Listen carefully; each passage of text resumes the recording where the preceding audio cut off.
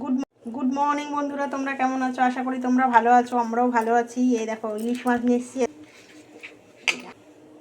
কড়াই তেল তেতে গেছে, আর এইটাই দেখো সর্ষে বাটা, আর তোমার হচ্ছে একটু টক দই আর কাঁচা লঙ্কা দিয়ে এটা মেখে নিয়েছি, নুন হলুদ দিয়ে। যেরকম খুব বেশি তেল দিইনি, একদম অল্প তেল দিয়ে এবার এটা পুরোটা দিয়ে দেবো, দিয়ে ঢাকা দিয়ে দেবো 10 মিনিটের জন্য। পুরো ঢাকা দিয়ে দিয়ে দিলে ঢাকা,